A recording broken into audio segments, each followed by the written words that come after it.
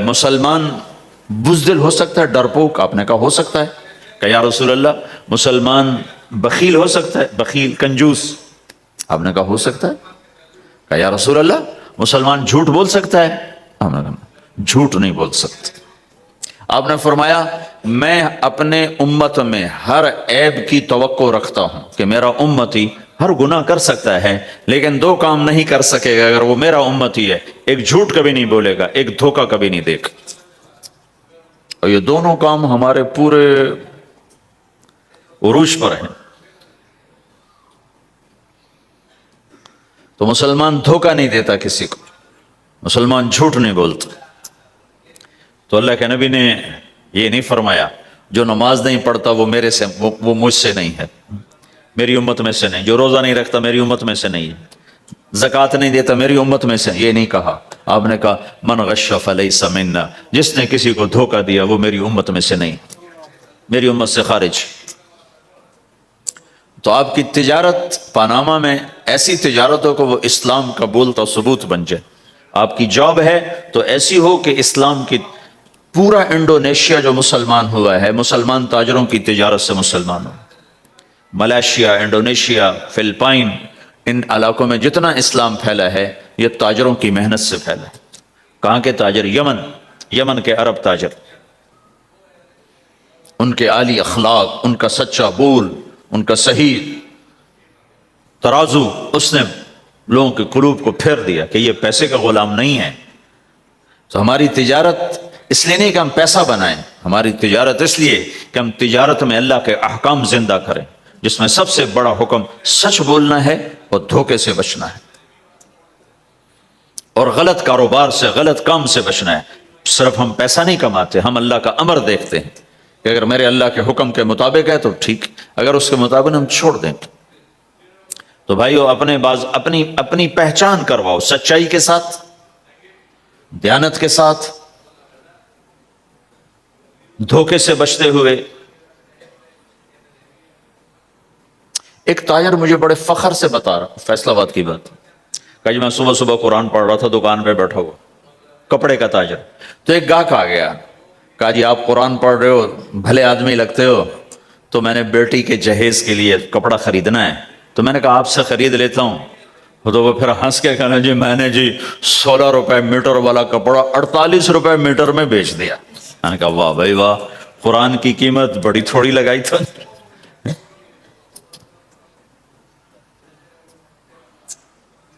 ہائے ہائے ہائے ہائے، اس کو شرم بھی نہیں آ رہی اس بات پر، احساس ہی کوئی نہیں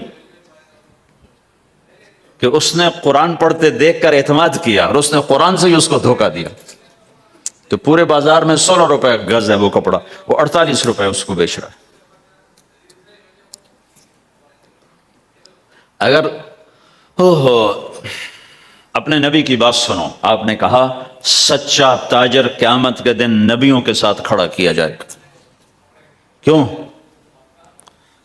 کہ ہر موقع پہ جھوٹ بولا جا سکتا ہے، پروفٹ کمایا جا سکتا ہے، دھوکہ دیا جا سکتا ہے، فراڈ کیا جا سکتا ہے، اور اس سے بچتا ہے بچتا ہے بچتا ہے بچتا ہے. نہ اپنوں کو دھوکہ دیتا ہے نہ غیروں کو دھوکہ دیتا ہے. جب انگریز کا دور تھا تو وہ ایک دلی میں ایک جیب کترا تھا، جیب کاٹنے والا. تو وہ یہ سکھایا کرتا تھا لڑکوں کو، پھر ان کو بھیجتا تھا. تو اس کا ایک چیلا شام کو صرف 2 روپے لے کر آیا، 2 روپے لے کر. تو اس نے کہا بے وقوف، آج سارا دن کی کمائی 2 روپے؟ کہ استاد آج بہت بڑا مال مارا تھا، لیکن میں نے دیکھا تو وہ ایک گورا تھا، انگریز تھا. تو مجھے خیال آیا اگر قیامت کا دن عیسیٰ علیہ السلام نے میرے نبی کو گلہ دے دیا کہ تیرے امتی نے میرے امتی کی جیب کاٹی تھی، تو میں اپنے نبی کو کیا جواب دوں گا؟ تو میں نے جا کر اس کو واپس کر دیا. ابھی اپنے کے کھسکا کے لایا ہوں 2 روپے.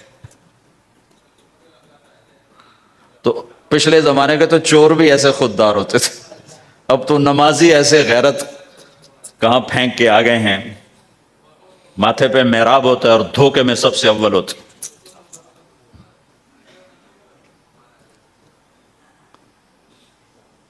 تو ہمارا اسلام صرف اس مسجد کی چار دیواری میں نہیں ہے، ہمارا اسلام تو بارش کے قطروں کی طرح پھیلا ہوا ہے، آسمان کی بلندی ہے، آسمان کی وسعت ہے، جیسے اس سے زیادہ ہمارے دین کی وسعت ہے۔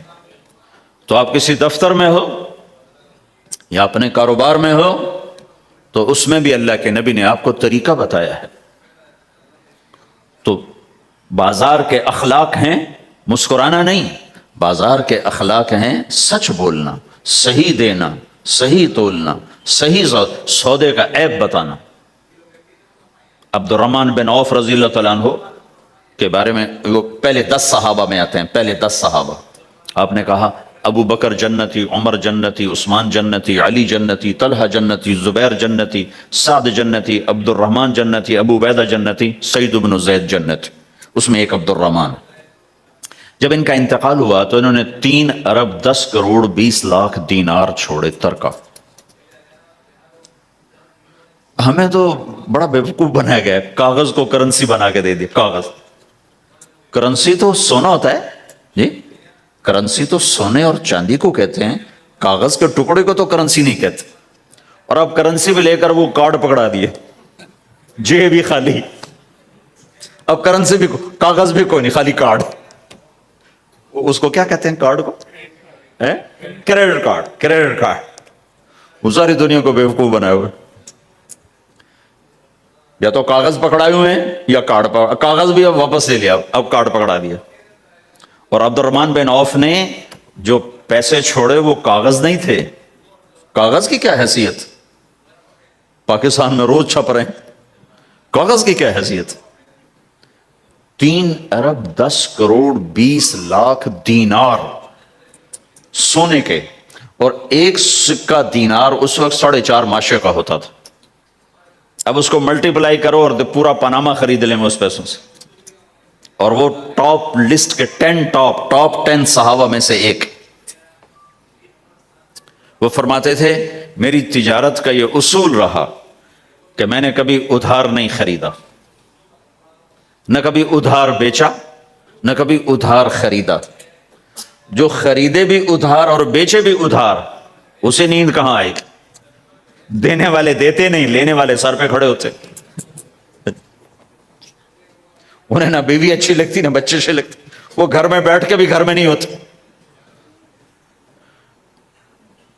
تو آپ نے فرمایا نہ میں نے کبھی ادھار خریدا، نہ کبھی ادھار بیچا، نقد خریدا نقد بیچا۔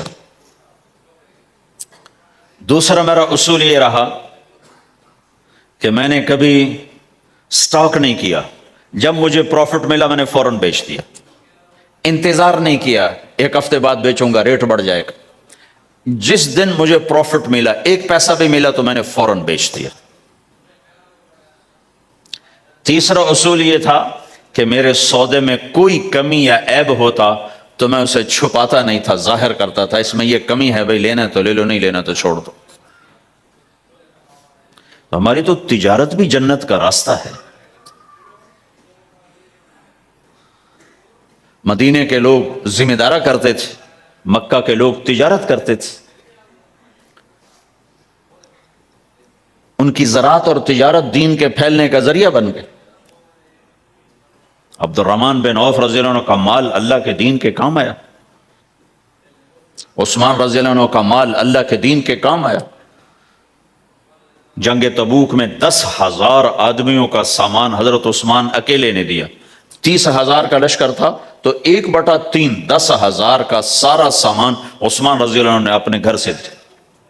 اور وہ پیسے دینار لا کے پیش کیے نا، تو اللہ کے نبی وہ دینار لے کر یوں کر رہے تھے، ایسے ایسے، اور کہہ رہے تھے ما علی عثمان اللہ یعمل بعد عثمان، آج کے بعد تو کچھ نہ کر، جنت واجب ہو گئی تیرے۔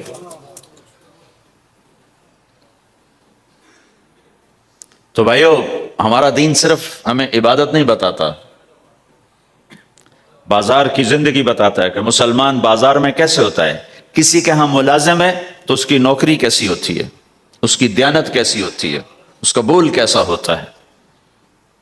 وہ پیسے پہ قربان نہیں ہوتا، وہ پیسے کو ایمان پہ قربان کرتا ہے۔ تو آپ کی تجارت بھی دین کے پھیلنے کا ذریعہ بنے گی۔ آہا، صرف نماز سے گناہ معاف نہیں ہوتے۔ مسلم شریف کی روایت ہے، من امسا کالن بعمل یدہ امسا مغفورا لہ، جو صبح سے شام تک روزی کماتے کماتے حلال حلال حلال حلال، جھوٹ والی نہیں، کھوٹ والی نہیں، خیانت والی نہیں، حرام چیز نہیں، حرام چیز کا بیچنا بھی حرام ہے، خریدنا بھی حرام ہے، اس کا پروفٹ بھی حرام ہے۔ جس گھر میں حرام پیسہ جائے گا وہاں سکھ کبھی نہیں آئے گا، چیزیں آ جائیں گی، چین نکل جائے گا۔ 1960 کی دہائی میں ایک پاکستان کا افسر تھا، اس نے 1960 میں لوگوں کے پاس 100 روپے مشکل سے ہوتے تھے، اس نے اس زمانے میں کروڑوں روپے جمع کیے رشوت سے، بہت بڑی پوسٹ پر تھے۔ جب وہ مر گیا، ایک دن اس کا بیٹا کہہ رہا تھا، کاش ہمارا باپ ہمارے لیے حرام کٹھا نہ کرتا تو کوئی خوشی کا دن ہم بھی دیکھ لیتے۔ جن کے لیے جمع کیا تھا کہ میرے بچے اب مزے سے، میں نے خود اپنے کانوں سے اس کو یہ کہتے ہوئے سنا کئی دفعہ، میں آج مر جاؤں میری بچی کو کسی کی پرواہ نہیں کہ میں نے اتنا پیسہ بنا دیا ہے۔ تو اسی کا بچہ یہ کہہ رہا تھا، کاش ہمارا باپ ہمارے لیے حرام کٹھا نہ کرتا تو ہم بھی کوئی خوشی کا دن دیکھ لیتے۔ تو اللہ کے نبی نے فرمایا، من امسا کالن بعمل یدہ امسا مغفور لہ، جو صبح سے شام تک حلال کمانے میں تھکتا ہے اور تھک کے واپس آتا ہے تو اس کے اس دن کے سارے گناہ اللہ معاف فرما دیتا۔ تو ہمارا بازار بھی دین ہے بھائی،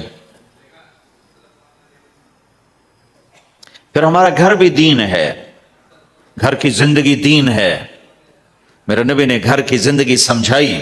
آپ اپنے گھر میں جھاڑو دے رہے ہیں، قاب قوسین کا ٹائٹل لے کر، مقام محمود کا ٹائٹل لے کر، ختم نبوت کا تاج سر پہ سجا کر، نبیوں کے سرداری کا صحرا باندھ کر آپ گھر میں جھاڑو دے رہے ہیں، اپنے کپڑے خود دھو رہے ہیں، 9 بیویاں ہیں، 9 اپنے کپڑے خود دھو رہے ہیں، کوئی پھٹ گیا ہے خود سی رہے ہیں، جوتا پھٹ گیا خود ٹھیک کر رہے ہیں۔ حضرت عائشہ رضی اللہ عنہ کو آٹا گوندنا نہیں آتا تھا، چھوٹی عمر تھی تو ان کو آٹا گوند کے دیتے تھے، جب تک ان کو آٹا گوندنا نہیں آیا ان کو آٹا گوند کے دیتے تھے۔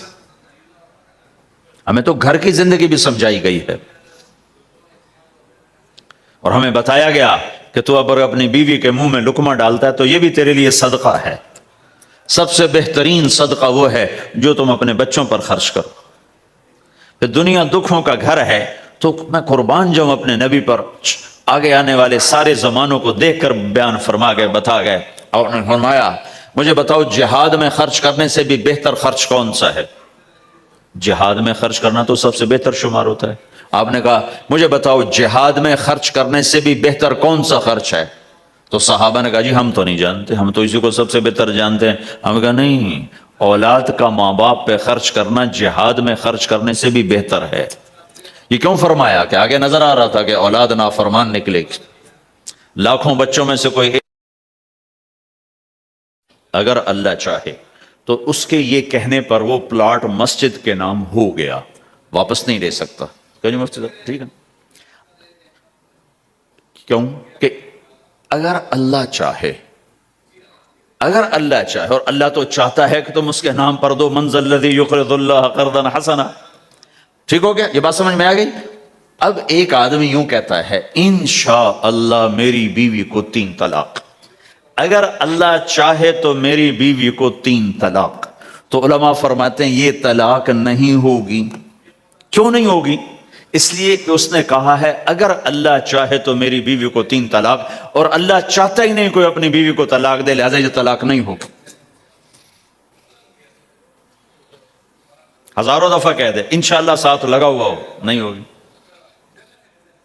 کیونکہ اللہ چاہتا ہی نہیں تم طلاق دو۔ اللہ گھر آباد، سینکڑوں آیات ہیں گھر کو آباد کرنے کے لیے۔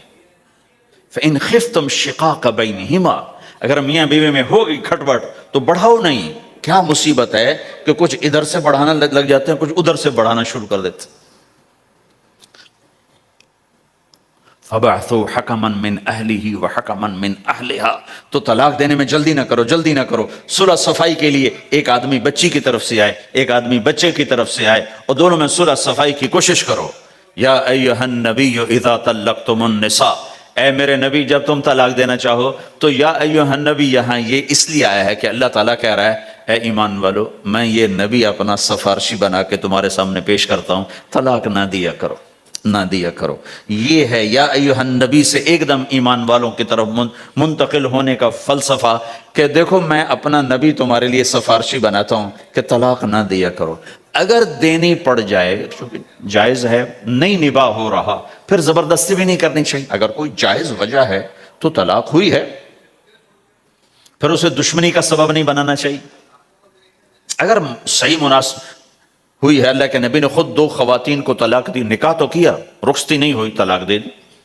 اللہ کے نبی کی بیٹیوں کو طلاق پڑی، حضرت ام کلثوم، حضرت رقیہ رضی اللہ عنہ دونوں کو طلاق دی گئی، ابو لہب کے بیٹوں نے طلاق دی۔ آپ نے حضرت حفصہ کو طلاق دینے کا ارادہ کیا تو عمر رضی اللہ عنہ کو پتہ چلا، بڑے غمگین ہوئے، تو اللہ جبریل آ گئے، یا رسول اللہ، اللہ تعالیٰ فرما رہے ہیں حفصہ کو طلاق نہیں دے سکتے، یہ آپ کی دنیا کی بیوی بھی ہے، جنت کی بیوی بھی ہے۔ کہ عمر کے دل شکنی ہو رہی، تو ایک گھر باقی رہے اس کے لیے سینکڑوں آیات اللہ تعالیٰ نے اتاری، اور ہمیں کہا عاشروہن بالمعروف، اپنی بیویوں کے ساتھ اچھا سلوک کرو۔ ہمیں خطاب، چونکہ مرد کسی کی بچی کو لے کے آتا ہے، لڑکا کسی کی بچی کو لے کے آتا ہے، اور وہ بچی ماں چھوڑتی، باپ چھوڑتی ہے، بھائی چھوڑتی ہے، بہنیں چھوڑتی ہے، سہیلیاں چھوڑتی ہے، سب کو چھوڑتی ہے، اور تیسرے دن اس کو تانے شروع ہو جاتے ہیں، اس کا تو دل ہی نہیں لگتا۔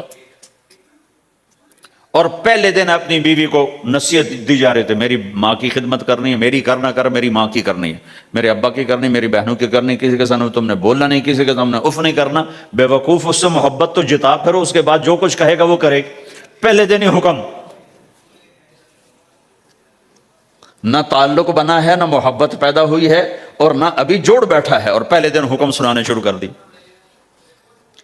اس کے ذمہ نہ تیری ماں کی خدمت ہے، نہ تیرے باپ کی خدمت ہے، نہ تیری بہنوں کی خدمت، یہ ساری خدمت تو تیرے ذمہ ہے۔ ہمارا سسرال کا معاشرہ بڑا ظالم ہے، لاکھوں میں کوئی ایک گھر بچا ہوا تو الگ بات ہے، ورنہ میں تو دنیا پھری ہے، کیا دنیا دار کیا دین دار، سب ظلم ہی ظلم ہے۔ اتنی نیک عورتیں تہجد گزار مصلی سے اٹھتی نہیں، تسبیح ہاتھ میں ہے، لیکن جب وہ ساس بنتی ہیں تو ایسا ظلم ان کے اندر سے نکلتا ہے کہ کانپ اٹھتے ہیں در و دیوار۔ جب عورت ماں ہوتی ہے تو اس کے روئیں روئیں سے محبت کے چشمے پھوٹتے ہیں، وہی عورت جب ساس بنتی ہے تو ایک دم ظلم کی تصویر بن جاتی، اسے اپنی بہو میں کوئی خوبی نظر ہی نہیں آتی، عیب ہی عیب نظر آتے ہیں، اپنے بیٹے کو بھڑکاتی رہتی، یہ کرتی ہے، یہ کرتی ہے، اور ویسے بے وقوف ہیں، کوئی ماں کی وجہ سے بیویوں کو تباہ کر دیتے ہیں، کوئی بیویوں کی وجہ سے ماؤں کو تباہ کر دیتے ہیں، یہ دونوں ظلم ہیں۔ ماں کی وجہ سے بیوی پہ زیادتی نہ کرو، بیوی کی وجہ سے ماں پہ زیادتی نہ کرو، بیوی کا اپنا مقام ہے، ماں باپ کا اپنا مقام ہے، بہنوں کا اپنا مقام ہے۔ 100% شکایات جھوٹی ہوتی ہیں، سب جھوٹ ہوتا ہے۔ اس لیے میرے رب نے دستور بتایا، ان جاءکم فاسق بنبأ فتبینوا، جب کسی کی خبر سنو، کوئی کمی کوتاہی سنو، اول تو سنو نہیں، اگر سننی پڑ جائے تو تحقیق کر لو، تحقیق کر لو۔ قاضی ایاس کے پاس آیا ایک شخص آیا روتا ہوا، ہائے مر گیا، ہائے مر گیا، تو ان کے ساتھ ایک آدمی بیٹھے تھے، کہنے لگے حضرت اس کا قضیہ جلدی سے سن لیں، بیچارہ بڑا مظلوم لگتا ہے۔ کہنے لگے چپ کر، یوسف علیہ السلام کے بھائی بھی رات کو روتے ہوئے باپ کے پاس آئے تھے، ہر رونے والا مظلوم نہیں ہوتا، ہر رونے والا مظلوم نہیں ہوتا۔ اپنے گھروں کی فضا بناؤ، کمی سنو ہی نہیں۔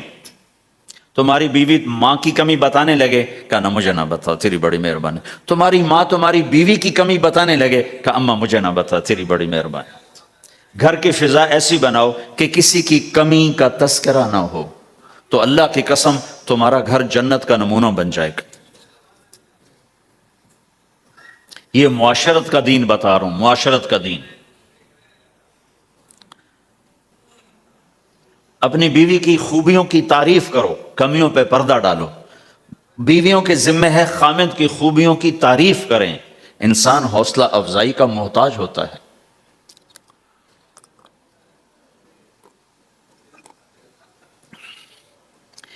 ایک بزرگ ہے اپنے کسی مرید کے گھر، تو وہاں انہوں نے کھانا کھایا، کھانا ان کو پسند آیا، کہنے لگے اپنی بیگم کو پردے میں بلاؤ. تو انہوں نے اپنی بیگم کو پردے میں بلایا، کہا بیٹی میں نے تیرا ہاتھ کا کھانا کھایا، بہت مزیدار تھا، اللہ تمہیں جزائے خیر دے، تم نے بہت اچھا پکایا. تو وہ زار و قطار رونے لگی. تو انہوں نے پوچھا بیٹی کیا ہوا؟ میں نے تو کوئی ایسی بات نہیں کی. کہ نہیں حضرت آپ کی بات پہ رونا نہیں آیا، رونا اس پر آیا ہے کہ 30 سال سے میں اس شخص کے ساتھ رہ رہی ہوں، کبھی ایک دفعہ اس نے میرے ہاتھ کے پکے کی تعریف نہیں کی.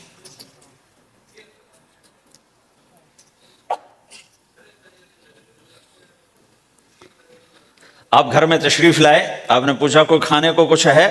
ام سلمہ رضی اللہ عنہ کا گھر. کہا یا رسول اللہ آج تو کچھ نہیں، سرکہ ہے. کہا واہ واہ واہ واہ، نعم الادام الخل، سرکہ تو بہت اچھا سالن ہے. سبحان اللہ، کیسے دلجوئی فرمائی اپنی بیگم کی. سرکہ تو بہت اچھا سالن ہے. یا تو نے نمک کم ڈال دیا، تو نے مرچی زیادہ کر دی.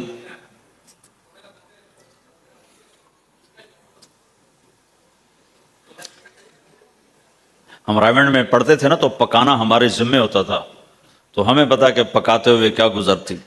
جب 2,000 آدمی کی روٹی ہم پکاتے تھے، 5 بوری آٹا گوندا ہے ہاتھوں سے، اور 10 من کھڑے ہو کے روٹی لگائی ہے. سخت سردی میں بھی، سخت گرمی میں بھی. سردی میں جب رات کو آٹا گونڈتے تھے ہم، تو ہمارے ہاتھ ایسے اکڑ، تم تو سردی دیکھتے ہی نہیں ہو، ہاتھ ایسے اکڑ جاتے تھے. اور صبح 4 بجے اٹھ کے روٹی پکانا شروع کرتے تھے. 2,000 آدمی کی روٹی پکانی ہوتی تھی. تو اب کوئی آ کر کہتے انہیں کچی روٹی پکائی، تو جی دادا ایک تھپڑ اس کے منہ پہ مارے کہ 4 بجے کے ہم اٹھے ہوئے ہیں، پکا پکا برا حشر ہو گیا، کہتے کچی پکائی. بھائی صبر کر کے چپ کر کے کھا جا. مولانا الیاس صاحب رحمۃ اللہ علیہ ایک اپنے مرید کے گھر گئے، تو اس نے کھیر بنا کر پیش کی. اچھا نمک اور چینی ایک جیسے ہوتے ہیں، وہ دیہاتی عورت سمجھ نہ سکی، چینی کے بجائے نمک ڈال دیا. تو انہوں نے جا سب سے پہلے مولانا الیاس صاحب کے سامنے کھیر رکھی. تو آپ نے جو چکھی تو وہ تو تھی کڑوی. کہنے کہ بھائی واہ واہ واہ واہ واہ واہ، بڑی مزے کی کھیر، ساری لے میں اکیلا کھاؤں گا، کسی کو نہیں کھانے دوں گا. ساری کھیر کھا گئے اس پر پردہ ڈالنے کے لیے. وہ تو جب انہوں نے کہا مولانا الیاس کا بچا ہوا تھوڑا سا میں جب چکھا تو کڑوا تھا، ہائے مر گئی، یہ تو سارا نمک ڈالا ہوا تھا. ایک دم ہماری جماعت چنیوٹ میں تھی، تو ہمارے ساتھیوں نے چائے بنائی، تو وہ اندھیرا سا تھا، تو چینی کے بجائے نمک ڈال دیا اور دسترخوان پہ لے آئے. سب پی رہے، واللہ میں آنکھوں سے دیکھا بتا رہا ہوں، مولانا الیاس کا تو سنا بتا رہا ہوں، کسی ایک نے نہیں کہا کہ یہ کڑوی ہے. چپ کر کے پی رہے، چپ کر کے پی رہے، کسی ایک نے نہیں کہا. باہر ایک دیہاتی کھڑا تھا، تو میں نے اس کہا چاچا آتے نو چاہ پی ماما. وہ آ گیا، اس نے پہلا گھونٹ بھرا ہوا تھا، کوڑی ہے، اس نے بانڈا پھوڑ دیا. پھر سارے ساتھی ہنس پڑے کہ چاچا ہم نے تو پردہ ڈالنے کی کوشش کی تھی خدمت والوں پر تو نہیں پردہ چاک کر دیا، بانڈا پھوڑ دیا. کیا خوبصورت تربیت. 8 سال ہم نے دیگیں پکائی ہیں اور روٹیاں پکائی ہیں رامین میں پڑھتے ہوئے. تو پکانے والا کتنا کھپتا ہے. مفتی زین العابدین صاحب رحمۃ اللہ علیہ ہمارے بزرگ تھے، بڑے نفیس، تو وہ روٹی بڑی نفیس کھاتے تھے. تو ان کے لیے مجھے فرمایا اس نے روٹی تو بنا. اب میں ڈر رہا تھا کہ پتہ نہیں مفتی صاحب کو پسند نہ آئی تو کیا بنے گا. حوصلہ افزائی کتنی ضروری چیز. اب وہ میں روٹی ناشتے میں لا کے رکھی، اور اللہ کا فضل، اب تو خیر بھول بھلائیاں ہو گیا، ورنہ بہت نفیس روٹی میں بناتا تھا. ایک دفعہ میں گھر میں تھا، تو رمضان کا مہینہ تھا، تو کسی کی آنکھ نہیں کھلی، گرمیوں کا رمضان، تو میری آنکھ کھل گئی. تو سب سوئے پڑے، نوکر بھی گھر والے بھی. تو میں نے کسی کو نہیں اٹھایا، چپ کر کے جا کے پرات اٹھائی اور روٹیاں پکانی شروع کر دی. جب ساری روٹیاں پک گئیں، آخری پیڑا میرے ہاتھ میں تھا، تو میری بڑی بہن کی آنکھ کھل گئی. اس نے دیکھا تو میں روٹیاں پکا رہا، کو تیرا بھلا ہو جاوے، ایک ہی کیتا، میں کہا روز تم پکاتی ہو، آج میں پکا کے دے رہا ہوں، اس میں کیا ہے؟ تو میں نے روٹی پیش کی نا، تو مفتی صاحب نے ایک دو لقمے کھائے، تو میں وہ کھڑا سے کام رہا، پتہ نہیں اب کیا ہوتا، کس نے پکائی ہے؟ میں نے کہا جی میں نے پکائی، ماشاءاللہ بہت اچھی پکائی۔ تو میرا دل اتنا بڑا ہو گیا، حوصلہ افزائی کرنا، برائیوں کو، ہماری معاشرت کیا ہے، 100 خوبیوں میں سے ایک کمی کو نکال کے پکڑ لینا اور 100 پہ کاٹا، 100 نظر نہیں آتی، ایک کمی کو پکڑ کے اسے اچھال رہے اچھال رہے اچھال رہے اچھال رہے اچھال رہے۔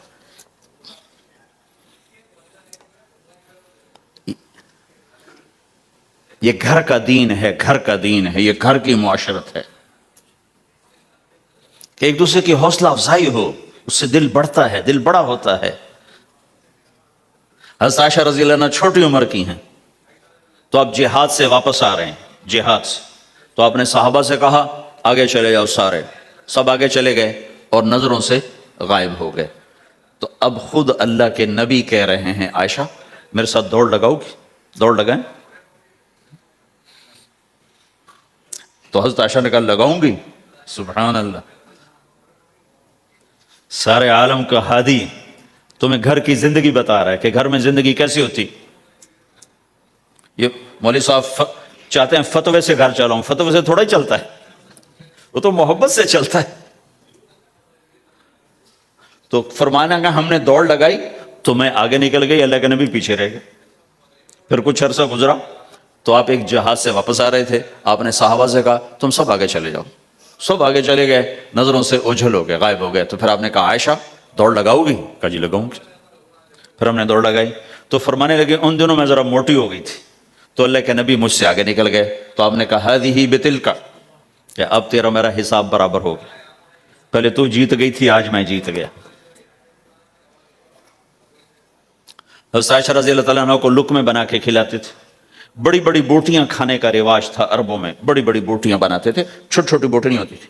تو حضرت عائشہ رضی اللہ عنہ نے مثلا بوٹی اٹھائی، کبھی کبھی گھر میں مہینے میں ایک آدھ دفعہ گوشت بنتا تھا، تو آپ بوٹی اٹھا کر ایسے کھاتی نوچتی، تو ساری تو ایک دم کھائی نہیں جاتی تو رکھ دیتی تھی، تو اللہ کا نبی وہی بوٹی اٹھاتے تھے اور حضرت عائشہ کو دکھا کر جہاں سے انہوں نے کھایا ہوتا تھا وہاں سے کھاتے تھے ایسے۔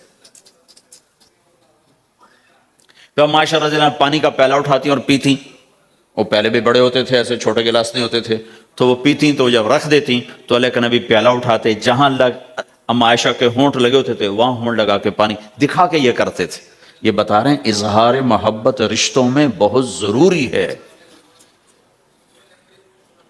اظہار ضروری، بھائی کو بتاؤ میں تیرا بھائی ہوں، اس کے سامنے اظہار محبت ضروری ہے، بیوی سے اظہار محبت ضروری ہے، بیوی کا خاوند سے اظہار ضروری ہے، ماں باپ سے اظہار ضروری ہے۔ یہ سارے وہ رشتے ہیں جن کو میرے نبی نے قرآن سنو ماں باپ کے لیے وَاخْفِضْ لَهُمَا جَنَاحَ الذُّلِّ مِنَ الرَّحْمَةِ وَقُلْ رَبِّ ارْحَمْهُمَا كَمَا رَبَّيَانِي صَغِيرًا۔ ہاں ماں باپ کے لیے اپنے پر پھیلا دو، پر بچھا دو۔ کیوں بھائی؟ انسان کے پر ہوتے ہیں یا بازو ہوتے ہیں؟ کیوں نہیں بولو بھائی؟ باجو، تمہاری گجراتی میں بولوں نا باجو، باجو ہوتے ہیں نا، پر تو نہیں ہوتے نا، لیکن اللہ کہہ رہا پر بچھا دو، اپنے ماں باپ کے لیے پر بچھا دو۔ پر بچھانے کا کیا مطلب؟ میں بتایا کرتا ہوں کہ اس آیت کو کسی تفسیر سے میں نہیں سمجھا، نہ کوئی تفسیر والا یہ تفسیر کی طرف جائے گا۔ یہ جو میرا کالج کا ایک دور ہے، ایک تبلیغ کا دور ہے، کالج دور میں جب ہمارے گاؤں کے قریب دریائے راوی ہے، اس کے کنارے جنگل تھا بہت بڑا، اس میں ہم شکار کھیلنے جاتے تھے، ایک ایک ہفتہ جنگل میں پڑے رہتے تھے، تو ساتھ کھانے کا سامان، ساتھ سارے حشم خدم، اور ایک ایک ہفتہ ہم شکار کرتے تھے۔ تو وہ تیتر کو لگتا تھا نا چھرا، وہ چھرے لگتے تھے تو گرتا تھا، تو یوں اس کے پر یوں ہو جاتے تھے، میرے آنکھوں کے سامنے وہ تیتر نظر آ رہے ہیں، وہ یوں ایسے کرتے تھے اور یوں گردن ٹیڑھی ہوتی تھی، اور اس کا مطلب یہ ہوتا تھا کہ اب میں تیرے بس میں ہوں، ذبح کر یا چھوڑ دے، میرا بس ختم ہو چکا۔ تو آئے ہائے ہائے قربان جاؤں قرآن کی خوبصورتی پر۔ میرا رب کہتا ہے اپنے پروں کو بچھا دے ماں باپ کے آگے، جیسے زخمی پرندہ تیرے آگے بچھ جاتا ہے کہ ذبح کر دو صاحب، بھون کے کھا یا کباب بنا کے کھا، اب تیرے حوالے ہوں، ایسے ہی ماں باپ کے آگے یوں ہو جا۔ کیا خوبصورت تعبیر کی ہے، لا تقل لہما اف، اون بھی نہ کر۔ آپ نے فرمایا کاش میرے والدین ہوتے، تمنا کی، 2 مہینے کے تھے ماں کے پیٹ میں تو باپ کا انتقال ہو گیا، یا اور نہیں تو میری ماں تو ہوتی، میری ماں تو ہوتی، اور میں عشاء کی نماز کے مصلی پہ کھڑا ہوتا اور میں سورۃ فاتحہ شروع کر چکا ہوتا، اور ادھر سے میری ماں کہتی محمد، تو میں ماں کے لیے نماز توڑ دیتا، میں کہتا لبیک یا اماں۔ حج کا سفر ہے، 63 سال عمر ہے، ماں کو فوت ہوئے 57 سال گزر چکے ہیں، آپ حاجیوں کے ساتھ ابوا سے گزرتے ہیں، 10 میل آگے بستی ہے، پہلے قبر آ جاتی ہے، آپ نے احرام باندھا ہوا ہے، سر ننگا ہے، اپریل کا مہینہ ہے، ماں کی قبر سے گزرے، 57 سال میں آدمی کیا کچھ نہیں بھول جاتا، لیکن میرے نبی کے دل کا زخم اسی طرح بھرا نہیں ہے، اسی طرح تازہ ہے۔ آپ اونٹنی سے اتر گئے اور ماں کی قبر کے سرانے آ کے یوں بیٹھے، گھٹنے اٹھائے اور ہاتھ یہاں رکھے اور سر دیا گھٹنوں میں ایسے، اور یوں سر نیچے کر کے جو روئے ہیں جیسے چھوٹے بچے روتے ہیں۔ آپ نے دیکھا چھوٹے بچے گھروں میں ایسے روتے ہیں ایسے، ہم بھی بہت روئے اس طرح منہ گھٹنوں میں دے کر، تو میرے نبی گھٹنوں میں منہ دے کر جوں روئے جوں روئے جوں روئے، کئی گھنٹے روتے رہے۔ سن 2000 میں حضرت آمنہ کی قبر کی زیارت کے لیے پہنچا، ڈھونڈتے ڈھونڈتے اللہ نے پہنچایا، ایک رہبر کو ساتھ لیا، وہ پہاڑوں کے اندر وہ قبر ہے، تو وہ اندر ہمیں لے گیا، راستہ کوئی نہیں تھا، جس کو پتہ ہو وہ پہنچا سکتا ہے، ویسے کو نہیں جا سکتا۔ ہو کالے پہاڑ، چھوٹے چھوٹے، کانٹے دار جھاڑیاں، ایک پہاڑی ہوگی اتنی اونچی جتنی آپ کی چھت ہے، اس کے اوپر باقی پہاڑ تو ایسے تھے، نوک نکلی ہوئی، وہ اوپر فلیٹ تھا، کوئی 10 بائی 10 تقریباً، وہاں میرے نبی کی ماں آرام کر رہی تھی۔ تو میں نے چاروں طرف دیکھا تو 2000 یعنی صرف 12 سال پہلے جنگل، ویرانہ، وحشت، 1400 سال پہلے یہاں کیا ہوگا۔ میں اللہ کی بے نیازی سے کانپ رہا تھا کہ میرے رب، جس کی خاطر تو نے کائنات بنائی، یہاں اس جنگل میں اس پہ اتنا امتحان ڈالا، وہ بھی 6 سال کی عمر میں، باپ دیکھا نہیں، بہن کوئی نہیں، بھائی کوئی نہیں، خالہ کوئی نہیں، کوئی ساتھی کوئی نہیں۔ 3 دن بعد یہ موت آتی تو مکے میں آتی تو کئی سینے سے لگاتے، 3 دن پہلے یہ موت آتی تو مدینے میں آتی، کئی سینے سے لگاتے، مدینے سے بھی نکالا اور مکے سے بھی دور کیا، اور جنگل کے اندر صرف 25 سال کی عمر میں اماں آمنہ رضی اللہ تعالیٰ عنہ پہ موت نے وار کیا، اور اللہ کے نبی گھبرا گئے۔ 6 سال کے بچے کو سمجھ میں نہیں آ رہا کہ یہ کیا ہو رہا ہے، حضرت آمنہ بول نہیں پا رہے، مجھے لگتا ہے غالباً ہارٹ اٹیک ہوا ہوگا۔ 3 افراد، والدہ، خادمہ ام ایمن اور میرے نبی، اور حضرت آمنہ یوں تڑپ رہی تھی، ایسے پہلو بدل رہی تھی، تڑپ رہی تھی، اور آپ سہمے ہوئے بیٹھے تھے اور سمجھ میں نہیں آ رہا تھا ہوا کیا ہے۔ پھر حضرت آمنہ نے آخر میں اپنے آپ کو، ہارٹ اٹیک میں بولا نہیں جاتا، مجھے ہوا تھا تو مجھے پتا ہے بولا نہیں جاتا،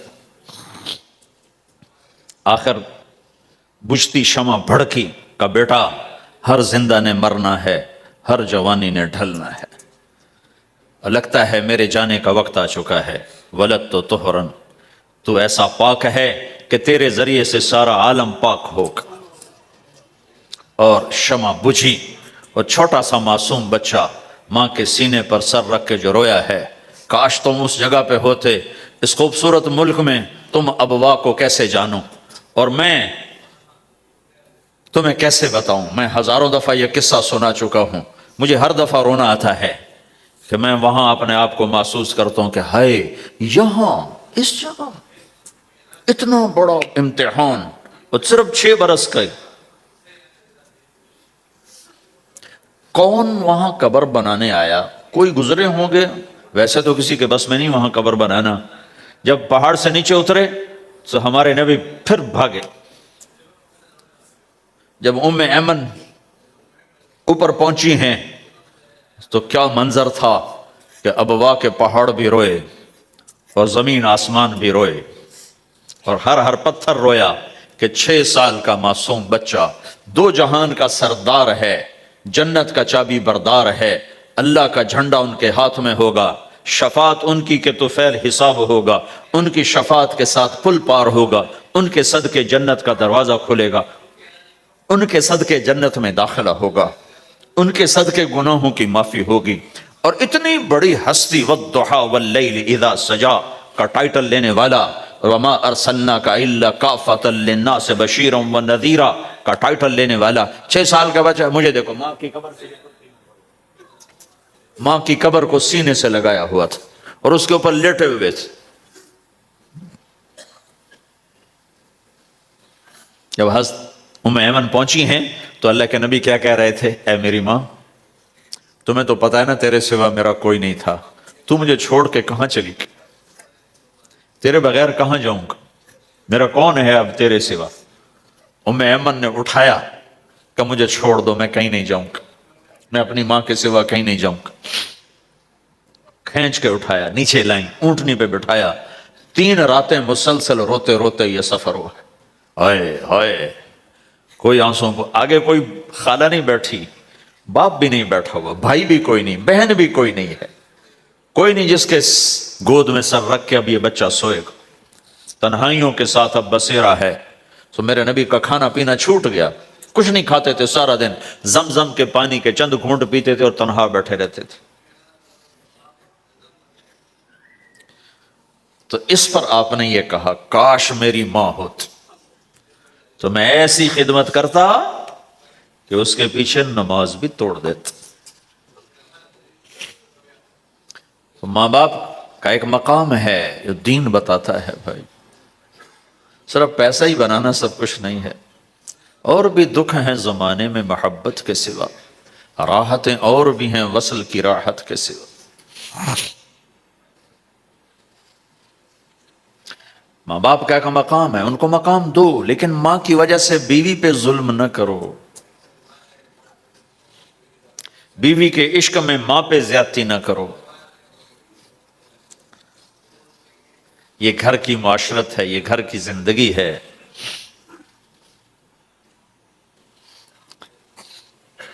حضرت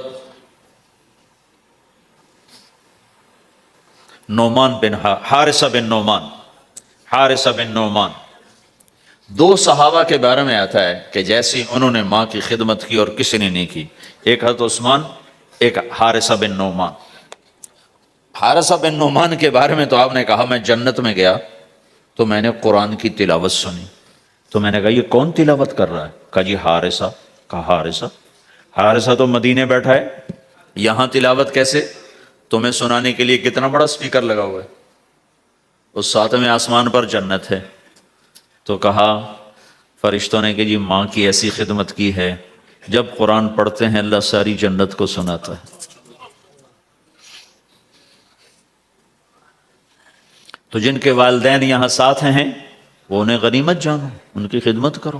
لیکن میں بار بار اس لیے بتا رہا ہوں کہ یہ پہلو میں بہت کمی زیادتی ہے کہ ماں باپ یا ماں کی وجہ سے بیوی پہ زیادتی نہ کرو، چونکہ ساس کو میں نے رحم دل نہیں دیکھا، چاہے وہ تہجد گزار ہو، چاہے وہ روزے دار ہو، چاہے وہ حج عمرے کرتی ہو، چاہے سارا دن تسبیح اس کے ہاتھ میں ہو، میں نے کسی ساس کو رحم دل نہیں دیکھا، چونکہ یہ اخلاق سیکھے ہی نہیں ہیں، سکھائے ہی نہیں ہیں کسی نے۔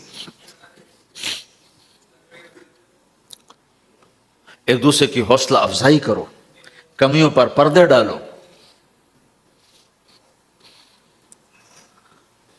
اپنے گھروں میں تم پرائے دیس میں اولاد کو وقت دو، اولاد کو ٹائم دو۔ دین سکھانے کے لیے سب سے پہلا مدرسہ ماں باپ ہیں، تربیت کی پہلی جو مجلس ہے وہ ماں باپ ہیں۔ اگر ماں باپ ٹائم دیتے رہیں گے تو اولاد کے اندر دین آئے گا. اگر ماں باپ نے ٹائم نہ دیا، دو جہان کے سردار ہیں، اپنے بچوں سے کیسے گھل ملے ہوئے ہیں. آپ حسن حسین دونوں کو کھڑا کرتے. جعفر رضی اللہ عنہ جوانی میں شہید ہو گئے تھے، ان کے 3 بیٹے عبداللہ اون محمد، ان کو کھڑا کرتے، پھر خود ایسے بیٹھ جاتے. ہاں بھائی، جو مجھے پکڑے گا اس کو انعام ملے گا، سب سے پہلے جو مجھے ہاتھ لگائے گا اس کو انعام ملے گا.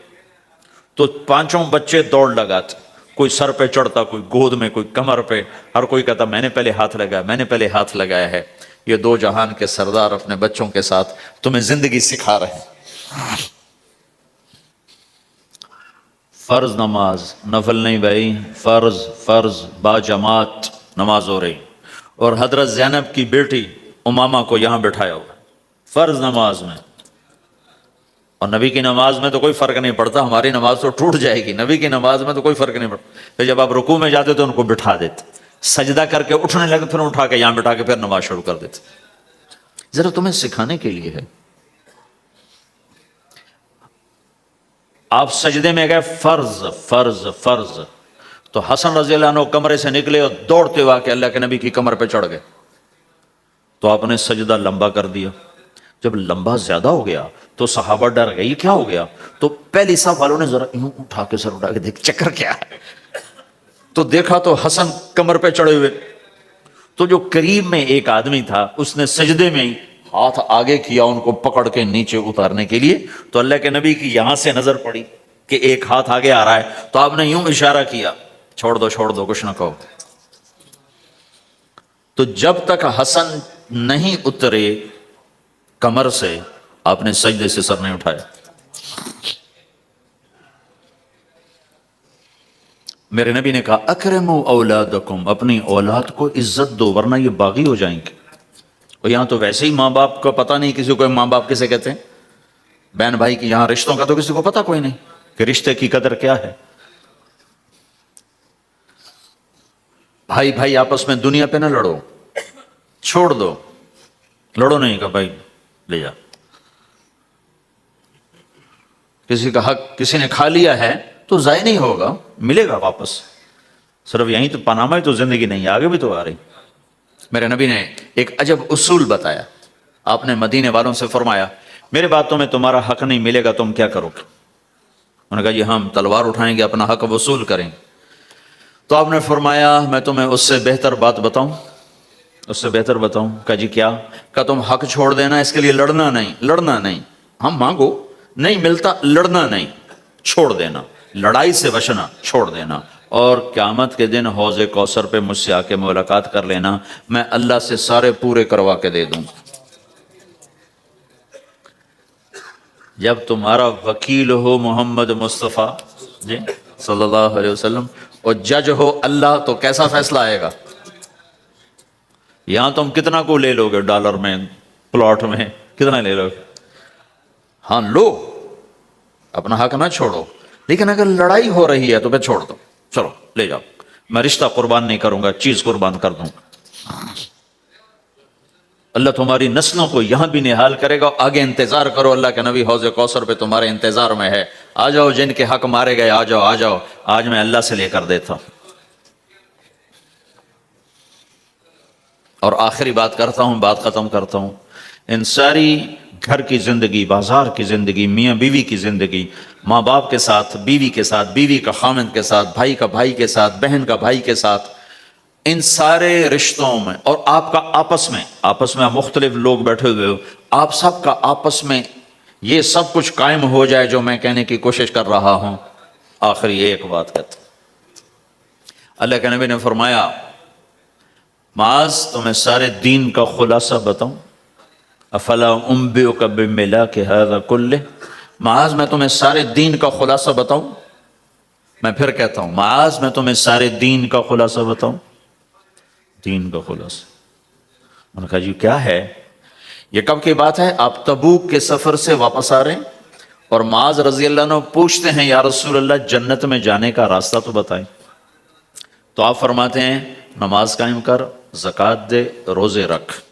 روزہ ڈھال ہے، صدقہ گناہوں کو مٹاتا ہے، رات کا قیام اللہ تعالیٰ کی بارگاہ میں اللہ کی رضا کی خاطر جنت کے دروازے کھلواتا ہے. ایک لمبی نصیحت ہے، پورا دین اس میں سمجھاتے ہیں. پھر آپ نے آخر میں کہا معاذ اب میں تمہیں سارے دین کا خلاصہ بتاؤں؟ تو انہوں نے کہا جی وہ کیا ہے؟ تو مجھے دیکھو سارے. تو آپ نے یوں کیا،